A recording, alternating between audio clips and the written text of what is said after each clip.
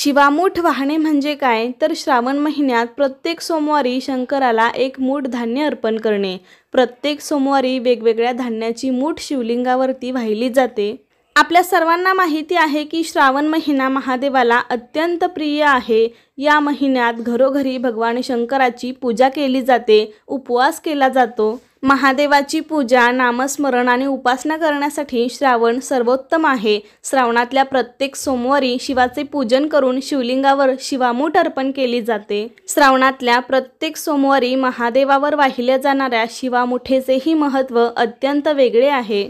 तर नमस्कार मंडळी, आजच्या व्हिडिओमध्ये मी तुम्हाला श्रावण महिन्यातल्या दर सोमवारी शिवामूठ कशी अर्पण करावी, कोणी करावी, किती वेळा अर्पण करावी, शिवाला प्रिय असणारे धान्य कोणते आणि ही शिवामूठ अर्पण केल्यावर त्याचे काय फळ आपल्याला मिळते आणि शिवामूठ वाहिलेल्या धान्याचे नंतर काय करावे, अशी शिवामूठ व्रताबद्दल संपूर्ण माहिती तुम्हाला या व्हिडिओमध्ये मिळेल। त्यासाठी व्हिडिओ शेवटपर्यंत पहा, पण त्याआधी चॅनेलला सबस्क्राइब करायला विसरू नका। लगेच व्हिडिओला सुरुवात करूया। दर श्रावणी सोमवारी आपण अगदी मनोभावे महादेवाची पूजा करत असतो, कारण शिवपूजनासाठी श्रावण महिना अत्यंत श्रेष्ठ आहे। या श्रावण महिन्यामध्ये कधी 4 तर कधी 5 सोमवार येतात। श्रावण महिन्यामध्ये अनेक प्रकारची व्रतवैकल्ये केली जातात, त्याबरोबरच मनोभावे शंकराची पूजा केली जाते आणि या गोष्टी करत असताना शिवामुठीचं व्रत सुद्धा केलं जातं।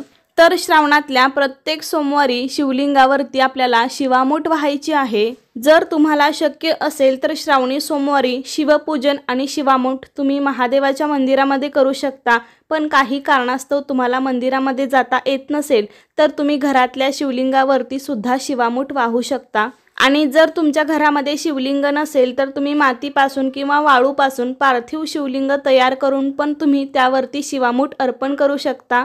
आता आपण पाहूया की कोणत्या सोमवारी आपल्याला कोणती शिवामूठ अर्पण करायची आहे। तर श्रावणातल्या पहिल्या सोमवारी आपल्याला तांदूळाची शिवामूठ अर्पण करायची आहे, दुसऱ्या सोमवारी तीळ, तिसऱ्या सोमवारी मूग, चौथ्या सोमवारी जवस शिवामूठ अर्पण करायची आहे आणि 5वा सोमवार आला असेल तर आपल्याला सातू म्हणून शिवामूठ अर्पण करायची आहे।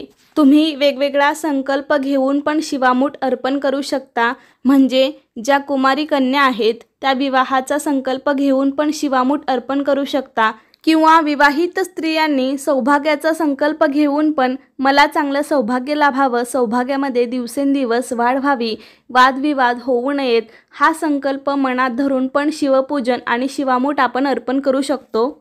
संततीसाठी किंवा तुमची कोणती इच्छा असेल तो संकल्प मनात धरून तुम्ही शिवामुठीचं व्रत करू शकता, किंवा मग सुख समृद्धी, ऐश्वर्याच्या, भक्तीच्या प्राप्तीसाठी सुद्धा ही शिवामूठ आपण अर्पण करू शकतो। तर श्रावणातल्या प्रत्येक सोमवारी हे शिवामुठीचं व्रत करावं आणि किमान 5 वर्षे तरी या व्रताचं आचरण करावं, किंवा तुम्हाला प्रत्येक वर्षी शिवामूठ वाहायची असेल तर प्रत्येक वर्षी पण तुम्ही शिवामूठ वाहू शकता।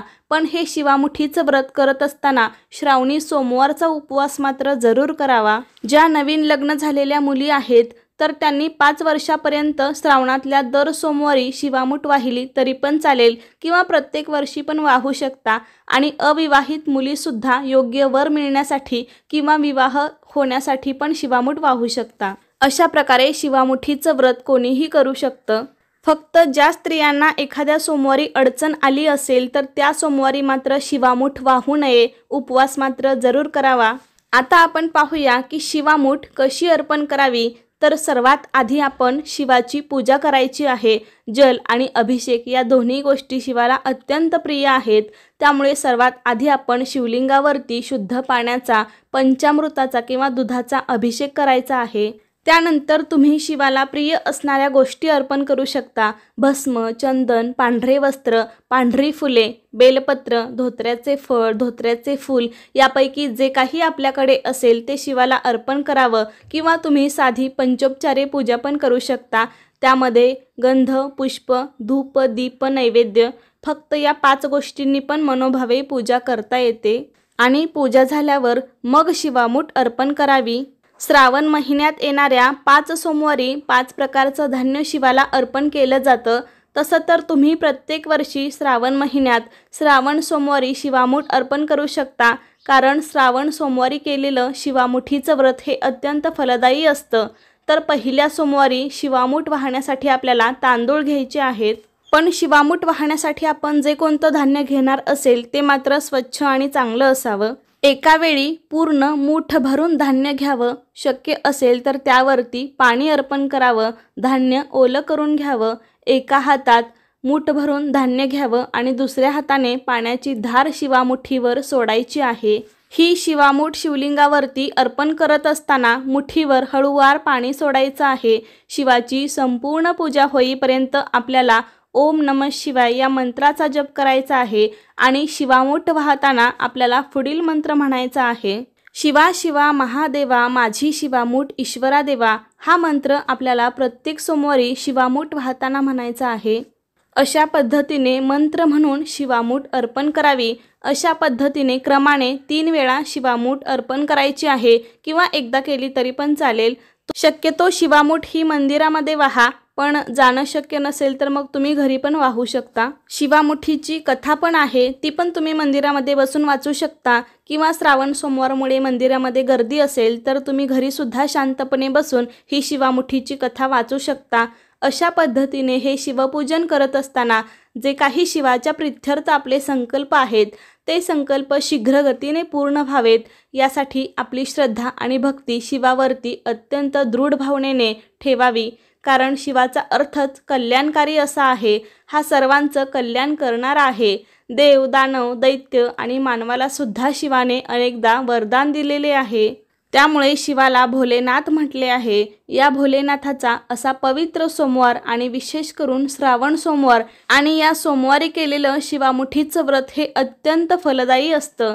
तसेच श्रावण महिन्यातील सोमवारी महादेवाची विशेष पूजा आणि व्रत केल्याने महादेव आपल्यावरती लवकर प्रसन्न होतात आणि आपल्या सर्व इच्छा पूर्ण करतात।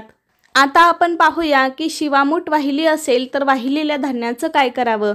तर शिवामूठ म्हणून अर्पण केलेलं जे धान्य आहे त्यामध्ये अजून थोडी भर घालून तुम्ही ते गरजूंना दान करू शकता किंवा दुसऱ्या दिवशी पशुपक्ष्यांना किंवा गाईला खाऊ घालू शकता। मंदिरामध्ये केली तर उत्तम, पण काही कारणास्तव जाता येत नसेल, घरी केली असेल तर तुम्ही अशा पद्धतीने धान्याचं हे करू शकता। तर अशाच पद्धतीने त्या धान्याची मूठ आपण त्या सोमवारी शिवलिंगावरती अर्पण करायची आहे। कारण शिवामूठ वाहण्याचे फायदे पण खूप आहेत।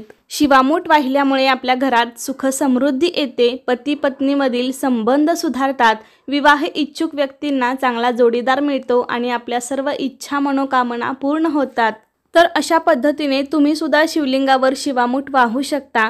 तर कसा वाटला तुम्हाला आजचा व्हिडिओ मला नक्की सांगा। आवडला असेल तर लाईक करा, जास्तीत जास्त लोकांना हा व्हिडिओ शेअर करा आणि असे छान व्हिडिओज पाहण्यासाठी आजच आपल्या अन्वीज मराठी कॉर्नर या चॅनलला सबस्क्राईब करा। धन्यवाद।